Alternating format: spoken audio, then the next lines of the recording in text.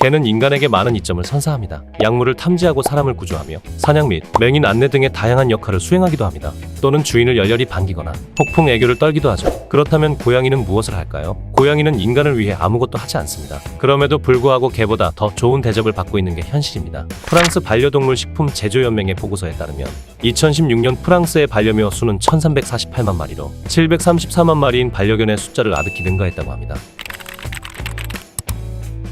먼저 인류가 농경을 시작했던 약 10,000년 전으로 되돌아가 보도록 하겠습니다. 인간 입장을 살펴보도록 하죠. 인간은 농사를 짓기 시작하면서 잉여 생산물이 쌓입니다. 따라서 이들은 여분의 곡식을 창고에 따로 저장해두며 필요에 따라 일정량을 소분하여 섭취했습니다. 문제는 이 곡식 창고가 쥐를 비롯한 여러 설치류들에게는 말 그대로 먹이가 사방에 널린 천국 그 자체였다는 것이죠. 당연하게도 창고에는 쥐들이 득실되며 곡식에 피해를 입히기 시작합니다. 따라서 그 당시 인간에게 각종 설치류들은 자신의 식량에 해를 끼치는 위협적인 존재였을 것입니다. 이번엔 고양이 입장을 살펴보도록 하죠. 고양이도 똑같습니다. 수많은 설치류가 몰려드는 곡식 창고는 고양이 입장에서도 그야말로 먹이 천국이었습니다. 이것은 고양이가 사방에 널린 쥐들을 잡아먹으며 자연스레 인간의 곡식을 지켜주는 형태를 띠게 되었고, 그 대가로 인간에게 제공받는 음식물들은 사냥감들에 비해 맛도 월등히 좋았습니다. 즉, 인간은 고양이에게 양질의 먹잇감을 제공하는 보호자로서, 고양이는 인간의 곡식을 지켜주는 사냥꾼으로서 서로 공생하기 시작합니다. 근데 막상 고양이를 창고에 들이고 보니 얘가 다른 동물들에 비해 너무 귀엽습니다. 인간은 고양이의 외모에 반해버리게 되죠. 그래서 몇몇 사람들은 고양이를 집안에 들여 공짜로 양육을 하기 시작합니다.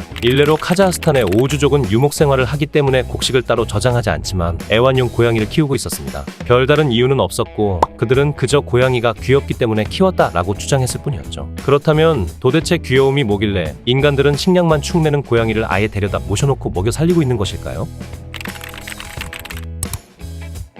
결론부터 말하자면 귀여움은 모성 본능에서 파생된 개념이며 이것은 부모가 양육이라는 행동을 하도록 유도하는 역할을 하기 때문입니다. 인간은 자신의 아이에게 귀여움을 느낌으로써 작고 미약한 아기를 보호하고자 하는 강한 욕구를 느끼게 됩니다. 노벨 생리의학상 수상자이자 동물행동학자 콜라트 로렌츠는 귀여움의 특성을 아기 도식, 베이비 스키마라는 개념으로 설명합니다. 새끼를 양육하는 것은 부모 입장에서 매우 큰 리스크를 동반한 막대한 투자를 필요로 합니다. 그러나 이러한 위험을 감수하고서라도 어떻게든 자식을 무사히 키워내야만 자신의 유전자가 후대에 전달될 수 있었습니다. 따라서 어른들은 자신의 새끼에게 귀여움에 대한 선호를 형성시켜 아기에게 대가를 바라지 않고 매우 조심스럽게 그리고 정성스럽게 돌보도록 진화하게 됩니다. 사람들이 귀엽다고 생각하는 아기의 특징을 떠올려 봅시다. 아기는 작은 몸, 큰 머리, 둥근 얼굴, 큰 눈, 작은 코를 갖고 있습니다. 어른들은 이러한 아기스러운 특징들을 보면 뇌의 측자핵과 심방전도피질 영역에서 활동을 유도하여 결과적으로 이를 보호하고자 하는 욕구를 느끼게 된다는 것이죠. 이러한 작용은 인간뿐만 아니라 대부분의 영장류, 포유류, 조류 등에게서 공통적으로 발견되는 현상입니다. 게다가 특히 인간은 다른 동물들보다 귀여움의 유독 넓은 스펙트럼을 가졌으며 민감하게 반응하는 경향이 있습니다. 침팬지, 보노보, 오랑우탄, 고릴라 등의 대형 유인원 등등 9세계 원숭이 종의 상당수의 어미는 최소한 몇 주에서 몇 달에 걸쳐 자나깨나 새끼를 24시간 품에 안고 다닙니다. 그리고는 다른 누군가가 내 자식을 만지려고 한다면 즉각적으로 거부 반응을 보이며 공격성을 내비치죠. 어디를 가든지 아기를 안고 추스르고 계속해서 안색을 살피며 새끼의 요구사항은 뭐든지 들어줍니다. 그러나 인간은 완전히 다릅니다. 인간 어미는 다른 대형 영장류들과 달리 타인이 자신의 아이를 안는 것을 흔쾌히 승낙합니다. 인간은 단체 생활을 하며 공동 육아를 하는 것이 효율적이었기 때문입니다. 예컨대 필리핀의 아에타족에서 새로 태어난 아기는 부족의 모든 구성원들이 번갈아가며 아기를 끌어안고 뺨을 비비고 냄새를 맡습니다. 인류는 자기 자식뿐만 아니라 손자, 조카, 사촌들까지 때때로 필요에 따라 남의 자식들까지도 매우 광범위한 범위에서 육아를 해야 했습니다. 그래서 많은 학자들이 인간은 아기의 기본적인 특성들을 가졌다면 자기 새끼가 아닐지라도 귀여움을 느끼도록 진화하게 됐을 것으로 추측하고 있습니다. 이러한 성향은 인간 아기에 더불어 강아지, 고양이, 판다, 펭귄 같은 동물의 새끼에게까지 귀여움을 느끼는 반응으로 이어졌으며 심지어는 아기의 특징들을 가진 무생물, 이모티콘, 캐릭터에게까지도 귀여움을 느끼도록 이 특성은 강력하게 진화했습니다.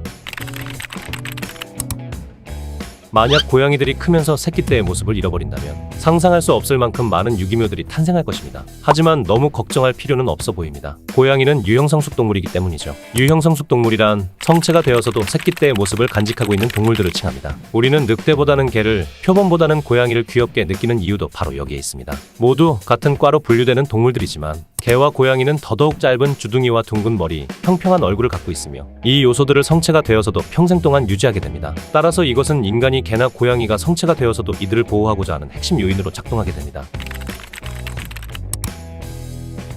고양이는 도도합니다. 때로는 싸가지 없는 행동을 하기도 하죠. 가끔은 아무 이유 없이 냥냥펀치로 다른 대상을 후려칩니다. 강아지와는 너무 대조적이죠. 고양이의 경우 개에 비해 상대적으로 가축화된 기간이 짧습니다. 따라서 강아지에 비해 야생성이 남아있을 가능성이 높으며 인간의 기술력을 활용해 인위적으로 고양이의 유전자 개량을 하지도 가축화된 새로운 품종을 육성하지도 않았습니다. 앞서 알아봤듯 고양이와 인간의 공생 과정을 살펴보면 초창기에 고양이는 인간 곡식 창고에 설치류를 사냥하는 용도로 조련되었습니다. 즉 고양이에게서 야생성을 없애는 가축화 작업을 거친다면 이것은 사냥꾼의 사냥 능력 하락으로 직결되었기 때문에 오히려 인간 입장에서는 야생성을 제거하지 않고 남겨두는 것이 합리적인 선택이었을 것입니다.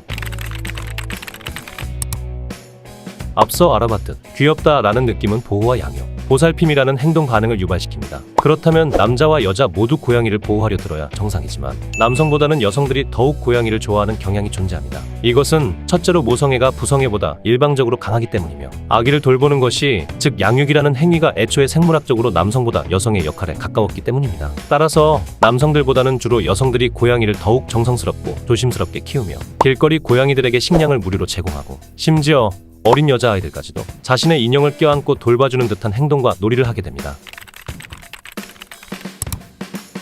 1인 가구가 늘어나면서 고양이를 키우는 사람들의 비율이 폭증했다는 점을 주목해봅시다. 또한 인간이 단순히 귀엽다는 이유, 그 자체로만 고양이를 키우는 것이 아니라는 것 또한 상기해볼 필요가 있습니다. 만약 그랬다면 인간들은 고양이가 아니라 더욱 간편하고 투자를 필요로 하지 않는 고양이 인형 따위나 여러 귀여운 캐릭터 인형들을 집에 두고 만족했을 것입니다. 이는 고양이라는 동물이 인간에게 있어서 동반자 의식과 정서적 지원을 제공하며 사회적 상호작용을 통해 인간에게 내재된 욕구를 충족시켜주기 때문입니다. 그렇기에 늘어난 고양이를 동반한 1인 가구의 비율은 본디 야생에서 자기 자식에게 향해야 할 모성애라는 본능이 고양이에게 향했으리라는 것을 쉽게 유추해낼 수 있습니다. 즉 가정에서 인간과 공생하는 고양이는 누군가에겐 실제로 가족 구성원을 대체하는 존재로 여겨질 수 있다는 점을 알 수 있습니다.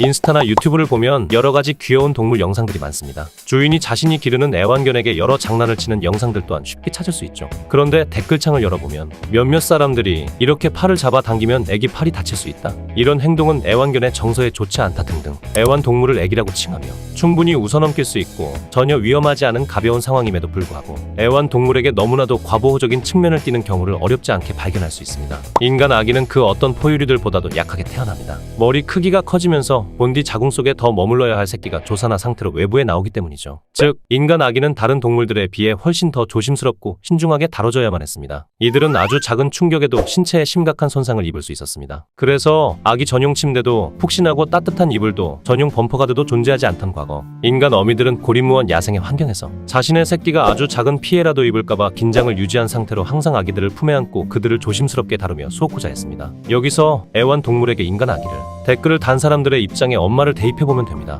이들의 입장에서는 저 장난이라는 행위가 애완동물을 다치게 하지 않는다는 사실은 별로 중요하지 않습니다. 그들이 하는 소리는 체계적이고 이성적인 사고 과정을 거친 뒤 나오는 반응이 아니며 귀여운 새끼를 수호코자 하는 본능적인 방어기제가 작동하는 것이죠. 그들은 엄마의 입장으로서 그저 이 작고 미약한 새끼에게 짓궂은 행동을 하는 저 악당 같은 주인장의 만행을 본능적으로 억제시켜야만 했기 때문입니다. 이젠 말할 수 있을 것입니다. 인간들이 왜 고양이를 이토록 좋아하고 보호하려 하며 챙기려고 하는지요.